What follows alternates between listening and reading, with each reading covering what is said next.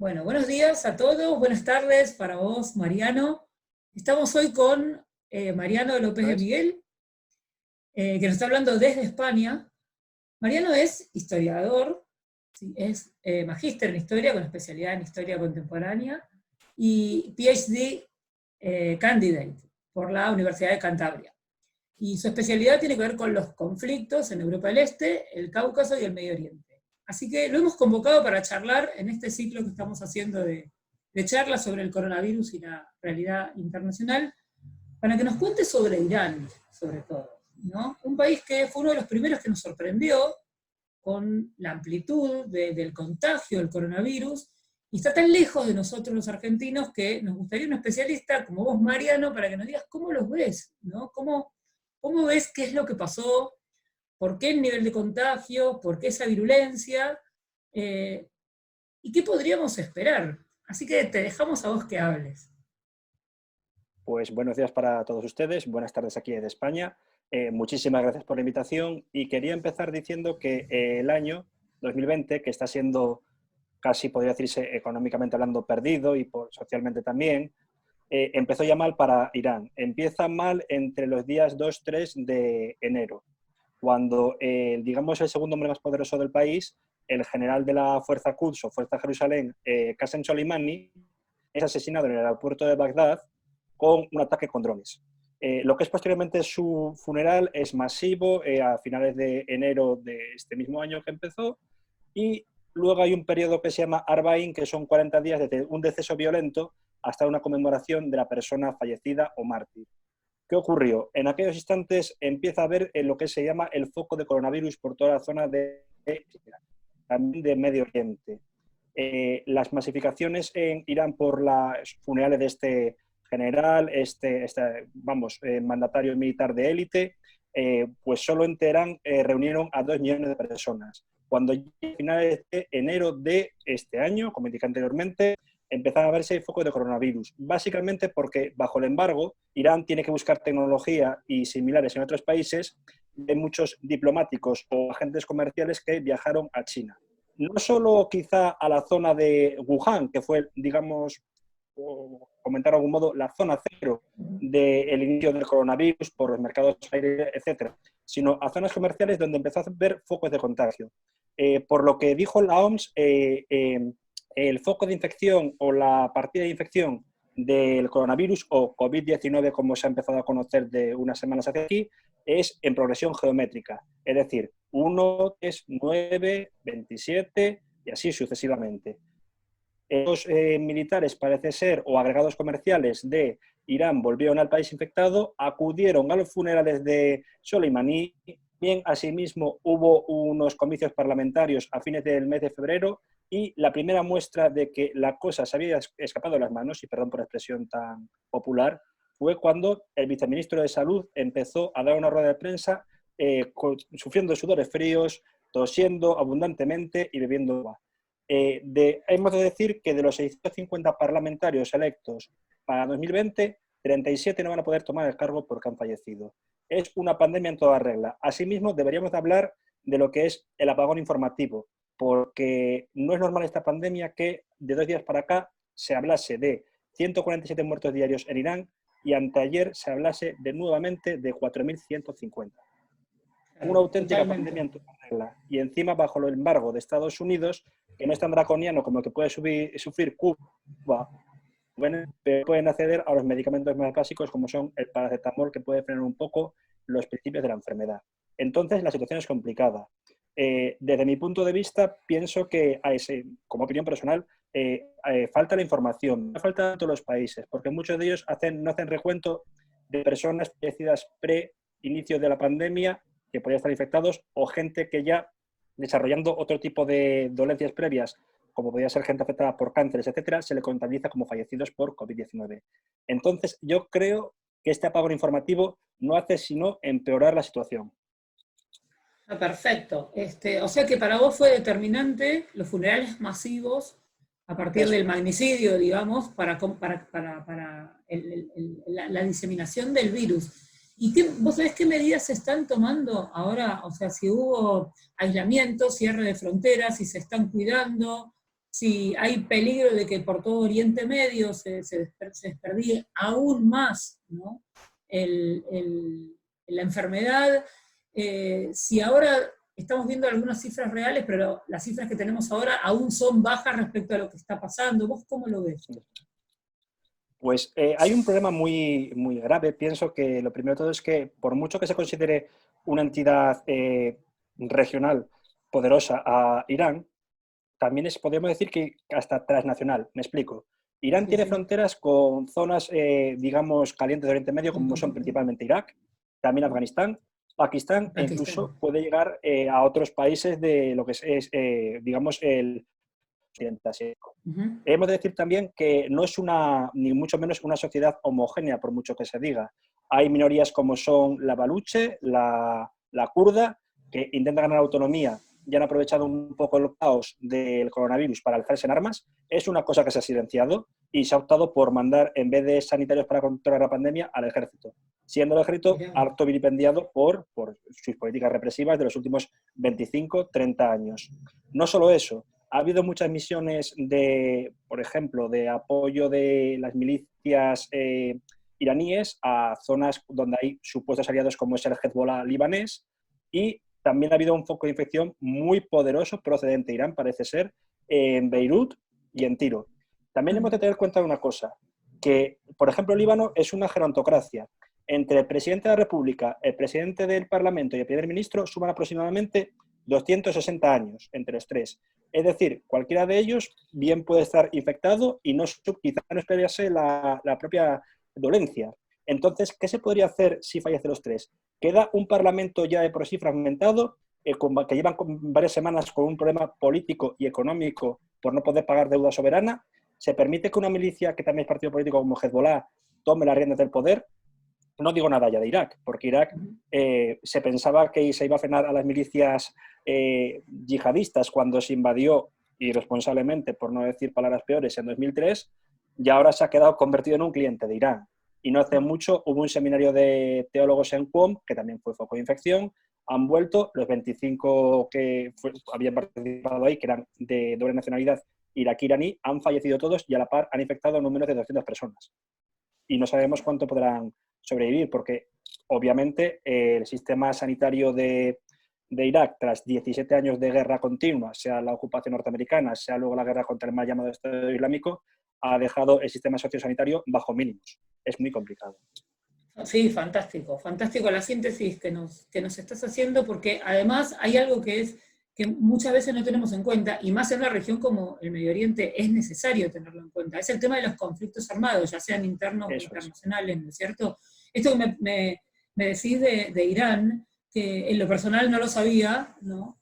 Te muestra que inclusive con una pandemia como la que estamos viendo, donde todo debería volcarse hacia el sector de la salud, sin embargo, seguimos dándole prioridad a la lucha armada, al poder interno y, bueno, en algunos aspectos a cuestiones que no están vinculadas con la salud, no solamente en pos de la supervivencia del Estado, sino por seguir esas luchas intestinas que vienen desagrando a varios países de Medio Oriente. Lo mismo lo que vos me decías de Hezbollah, es algo parecido a lo que está sucediendo con algunos grupos terroristas en África que no han querido acatar el alto el fuego que se le ha pedido desde la ONU, ¿no? Y en otros sí ha pasado, en el caso del norte de Camerún ha pasado, en Sudán del Sur también han tratado de tener una tregua, pero veo que en Medio Oriente los conflictos siguen su curso como si nada hubiera pasado, lo cual aumenta el riesgo de pandemia, ¿no es cierto? No sé cómo lo ves vos, pero aumenta el riesgo, porque imagínate campamentos de desplazados, o sea, no solo los campamentos, sino la cantidad de refugiados y desplazados internos que tiene toda la región de Medio Oriente y Oriente Medio, con esta dispersión de la enfermedad, o sea, agravaría muchísimo más la crisis humanitaria. Yo pienso en Yemen únicamente, una de las peores crisis de la actualidad, imagínate, ¿no? ¿Qué es lo que puede llegar a pasar? No sé cuáles son las proyecciones de Irán y la región para, digamos, los próximos tiempos, pero no me parecen muy, muy auspiciosas, digamos, con este escenario que estás planteando, ¿no? No, desde luego no son halagüeñas. Y es verdad sobre el tema de Yemen, el doble rasero de algunas potencias metidas en lo que se ha llamado el Vietnam árabe, que realmente es una lucha proxy entre Arabia Saudí e Irán por la hegemonía del mundo islámico, no árabe, porque Irán no es de árabe de etnia, vamos, ni de lengua. Pero es cierto que en Yemen no se ha respetado una tregua, mientras que, curiosamente, Arabia Saudí ha hecho una cuarentena en la cual ni siquiera se ha permitido la peregrinación menor, la Umra, a la Meca, ¿no? Hay otros lugares que, desde luego, se ha aceptado, creo que en parte, una especie de mini tregua, que en Somalia, pero otro que es un caldo de cultivo tanto para milicianos como para que haya más conflictos, como para la propia expansión del virus, ha sido en la provincia de Idlib, la última que está en manos de los rebeldes en Siria. De hecho, hasta donde sé que pude leer por encima, los propios yihadistas de Estado Islámico, la rama más brutal de islamistas o integristas radicales, ha pedido a sus combatientes que mantengan cuarentena para no infectarse entre ellos.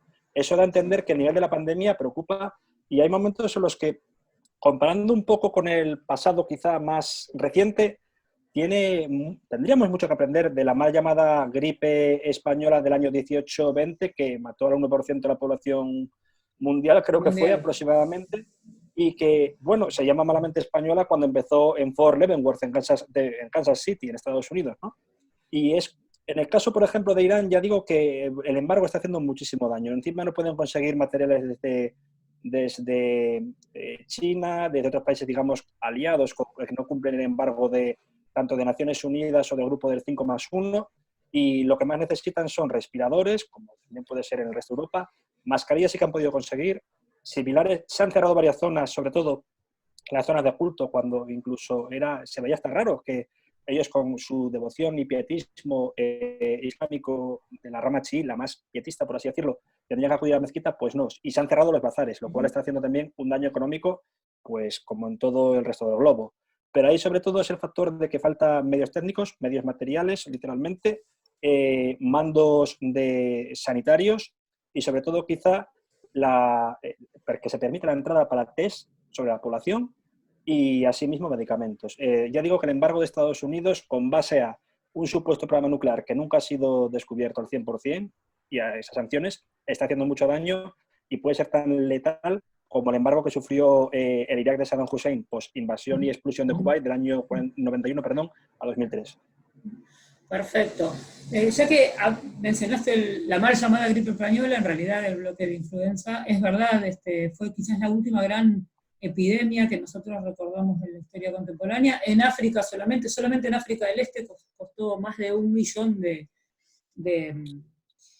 infectados, precisamente por las condiciones de la guerra, ¿no? Cómo se dio todo en el continente y demás. Y bueno, a veces uno piensa, ¿no? Pasaron más de 100 años de eso, un poquito más de 100 años de eso, en realidad hace 100 años, para ser justos, para ser justos, y nos sorprende una pandemia ¿viste? Con unas condiciones de avance después de 2 revoluciones industriales más de eso, y sin embargo con una humanidad tan vulnerable y que nos ha agarrado a todos los continentes, distintos estados, más allá de si el sistema es autocrático, democrático, republicano, monárquico, ¿no? No ha hecho distinción de nada, y cuánto tenemos que aprender aún de eso, ¿no?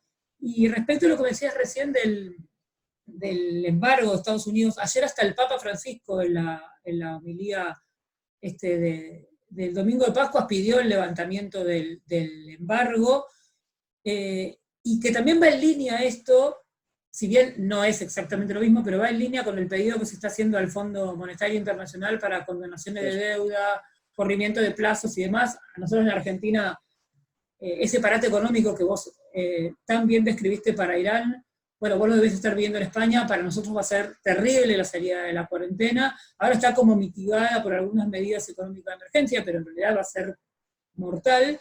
Entonces, ¿cómo ves esto, el levantamiento de sanciones? Y si tenés alguna opinión respecto a lo que puede hacer el Fondo Monetario para ayudar, para condonar deudas o para estirar plazos. No soy economista de formación, pero con un poco de sentido propio, pienso que para el caso de Irán, lo lógico sería que se les permita levantar el embargo para bienes inmediatos como podrían ser tanto alimentos como materiales de protección frente a la pandemia, medicamentos, etcétera. Obviamente, en estos instantes nadie piensa que vayan a mandar, yo qué sé, circuitos para hacer impresoras 3D y que el gobierno teocrático opte por utilizar esos microchips para hacer misiles. No, no, cae de cajón que no, que la pandemia, como has indicado muy correctamente anteriormente, es global, nadie se lo esperaba. Hay un analista australiano que estuvo bajo las órdenes de la Secretaría de Estado de Estados Unidos, David Kilcullen, que dijo, estamos esperando un nuevo tipo de guerra asimétrica o guerra irregular que fuese económica, que fuese quizá ciberespacio, por el ciberespacio, perdón. Nadie esperaba que un diminuto virus estuviese haciéndonos postrarnos de rodillas. En el caso de Irán, pienso que es eso, que el país estaba preparado para una invasión externa y no estaba preparado pues, para que su sistema sociosanitario se haya colapsado, como ha ocurrido. Literalmente se ha colapsado. Y ya se ven muertos por las calles de aldeas más, bueno, o sea, Kermán, incluso zonas cercanas a Qom. Es muy complicado. En mi opinión, creo que el Fondo Monetario Internacional debería de poner en su sitio a ciertos, como es el de Estados Unidos por su negativa.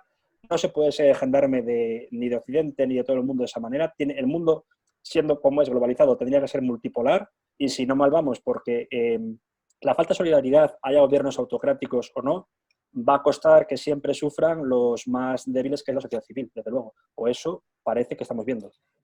Totalmente. Y bueno, por último, y para ir liberándote, más allá de que vos también estás en cuarentena y demás, pero todos tenemos muchas cosas de las que hablar, no podemos dejar de preguntarte por cómo ves la situación en España, que bueno, nosotros, como ya hemos hablado muchas veces, nosotros en forma privada, tenemos enormes vínculos tanto con España como con Italia y nos preocupa muchísimo la situación allá. Contanos cómo están ahora, cómo ves los próximos tiempos, la relación con la Unión Europea y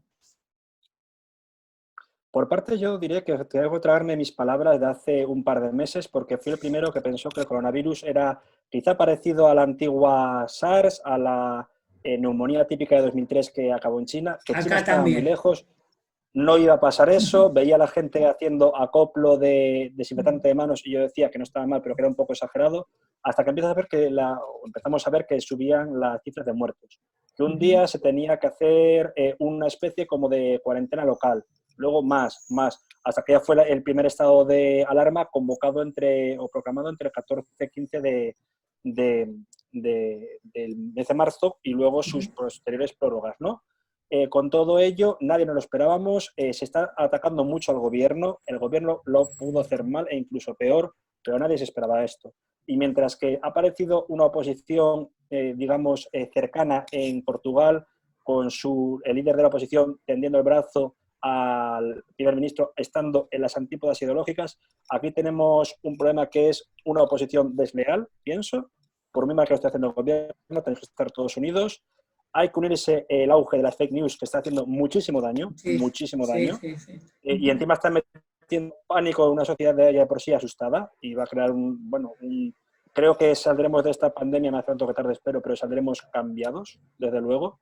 Y luego ha hecho mucho daño también las opciones que se planteó desde la Unión Europea, porque ha pasado a ser una especie de, en vez de una Unión Europea fraternal, que sea confederal, siempre ha pasado a ser, pues, desde el Tratado de Lisboa de 2008, una entidad con mentalidad neoliberal, asimismo solo centrada en los países más potentes como son Alemania y sobre todo últimamente Holanda, que no quiere dar el brazo a torcer en cuanto a lo que se llama coronabonos para recuperación, sobre todo países del sur, que estábamos, tanto España como Portugal, como Grecia, repuntando un poco de la crisis terrible financiera de 2008-2012, y ahora mismo esto nos va a hacer un daño tremendo. Pues Holanda ha dado el brazo a torcer y esto ha creado tanto un dolor contra la Unión Europea de los más, digamos, moderados, hacia un euroescepticismo y también un auge de movimientos populistas, generalmente de extrema derecha, muy, muy excluyentes. Y eso es un peligro para la democracia, eso es un peligro para el desarrollo del país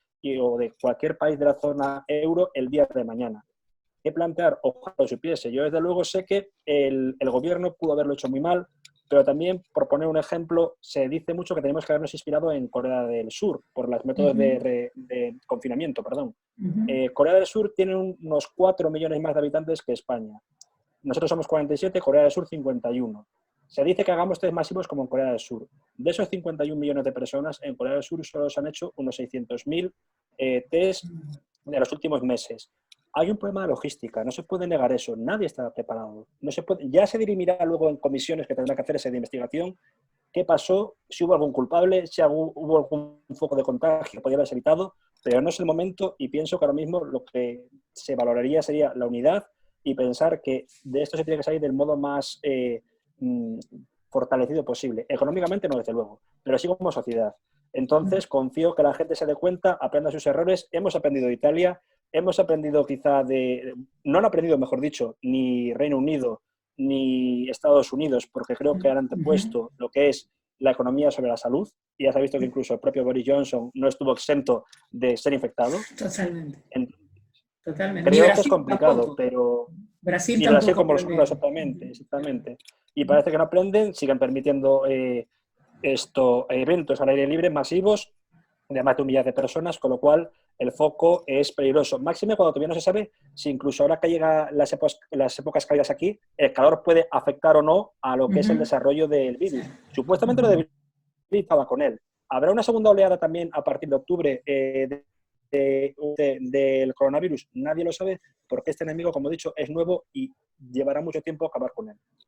Me quedo con esto que vos dijiste, que no estábamos preparados para esto. ¿Estábamos preparados o esperábamos otra cosa? Una guerra de otro tipo, una batalla, una lucha de otro tipo, pero así global, con esta pandemia y con estas características, la verdad que no estábamos preparados. Al lado de eso habrá habido negligencias, ¿no? Habrá habido desconocimiento, habrá habido medidas desacertadas, algunas acertadas, pero coincido con vos, es que necesitamos unidad nacional, por un lado, cada uno dentro de sus estados, pero además cierta cooperación internacional para hacer determinadas, digamos, para tomar determinadas medidas globales que puedan hacer que el mundo salga de la pandemia, porque nadie se salva solo acá, y está probado, imagínate, casi todo el globo, ¿no?, tiene casos de coronavirus. Y también es posible que podamos ver esto como una oportunidad. Yo siempre lo pienso así, ¿no? Las crisis a veces son grandes oportunidades para zanjar algunos errores. Si lo planteamos así y si aprendemos, en otras partes de la historia de la humanidad, sobre todo la historia contemporánea no lo hemos hecho, pero si aprendemos, quizá podemos atajar algunas otras cosas, ¿no? Valorar un poco más la investigación científica, por ejemplo, sobre temas que tanto se necesitan y a veces está tan vapuleada, ¿no?, la investigación científica. Así que, bueno, fue un placer, la verdad, conversar con vos, y te comprometo para otras charlas, si te parece bien. Cuando quieran, yo encantado de la vida. Muchísimas gracias por la invitación, y en lo que pueda aportar mi granito de arena, estaré encantado de volver. Asimismo, mucho ánimo para estos días quizá un poco inciertos y de necesario confinamiento, pero pienso, como dije antes, que hay que intentar ser positivos, pensar que más pronto que tarde vamos a salir, y que quizá lo que nos espere sea una nueva sociedad en la que tengamos que ser más empáticos. Totalmente, te mandamos un saludo enorme, un gran abrazo desde Buenos Aires, cuídate y que estén todos bien. Muchas gracias a todos vosotros, un abrazo enorme, gracias. A vos.